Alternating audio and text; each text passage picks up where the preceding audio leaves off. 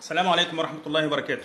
مبروك للهلال السعودي، مبروك انتصاره على السيتي.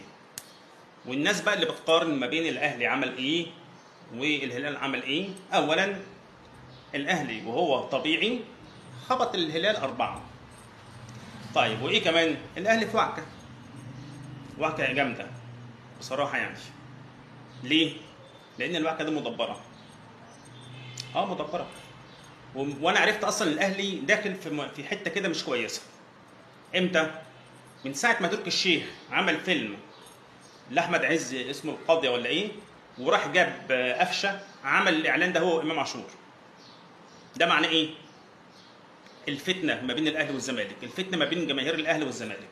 من ساعه ما بدا يساعد الاهلي ان هو يجيب صفقات من قلب الزمالك، وصفقات بقى واللجان تشتغل، والذباب الالكتروني يشتغل، والمشطشط والحراق والحاجات دي، والفتنه بدات تزيد.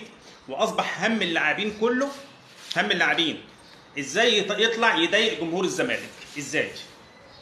طيب هتيجي تقول لي البطوله ديت ايه اللي حصل؟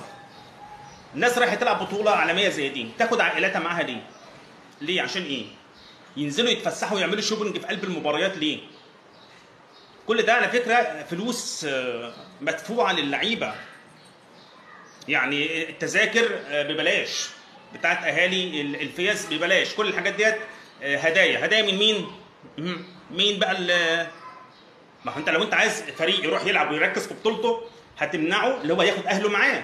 هو هيروح يلعب ولا هياخد باله من ابنه ولا بنته ولا زوجته، ولا هينزل يشتري لهم حاجات، ولا هينزل يفسحهم؟ هو راح يلعب مش راح يتفسح.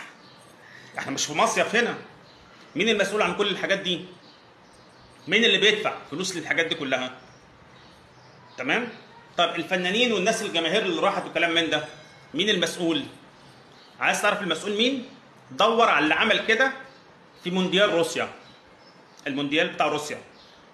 ايه اللي ودى الفنانين بطياره خاصه بمصاريفهم باقامتهم للمونديال بتاع روسيا؟ وايه اللي دخلهم المعسكر؟ وايه اللي خلاهم يحتكوا باللعيبه وينزلوا في نفس الفندق اللي اللعيبه موجودين فيه؟ ليه؟ علشان تشتيت اللعب. والله العظيم يا جماعه القصه قصه كبيره قوي. انا وجهه نظري كده فاهمها كده. ناس هتطلع تقول انت مجنون، انت عبيط، انت كذا، انت فاهم الحاجات دي ازاي، انت نظريه المؤامره في دماغك وخلاص. يا جماعه تركي الشيخ بيصرف كتير. طب النتيجه ايه؟ مع المصاريف اللي بتتصرف دي كلها المفروض الاهلي ياخد بطوله العالم للانديه بدون منافسه. راح دفع لزيزو قد ايه؟ راح جاب امام عاشور بمبلغ قد ايه؟